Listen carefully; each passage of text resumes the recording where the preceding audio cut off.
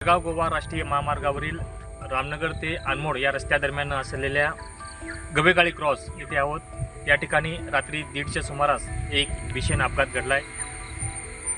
गोव्यातून कर्नाटकाच्या दिशेने येणारे आंध्र प्रदेश पासिंगची कार आणि कर्नाटकातून गोव्यात जाणारी बॉयलर कोंबडी वाहतूक करणारे टेम्पो यांच्यात धडक होऊन हा भीषण अपघात घडलाय।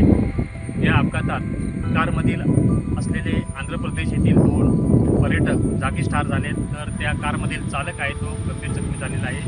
दुसरी गोष्ट म्हणजे त्या टेम्पोमध्ये कोंबडी वाहतूक करणारे चालक आणि त्याची मिसेस होती तीही गंभीर जखमी झालेले आहेत। त्यांच्यावर रामनगर येथील आरोग्य केंद्रात प्राथमिक उपचार केल्यानंतर पुढील उपचारासाठी त्यांना बेळगाव येथे हलवण्यात आलेलं आहे। त्या घटनास्थळावरून मिळालेल्या माहितीनुसार जो टेम्पो आहे हा टेम्पो गोवा खेपे येथील असून तो कोंबडी भरण्यासाठी कर्नाटकात आला होता।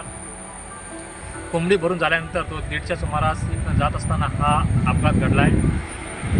कार आहे ही कार या ठिकाणी दुसऱ्या वाहनाला अटॅक करत असताना समोरून येणाऱ्या टेम्पोला धडक दिल्या कारणानं हा अपघात घडलेला आहे। त्यात दोघे ठार झाले असून तिघे जखमी आहेत।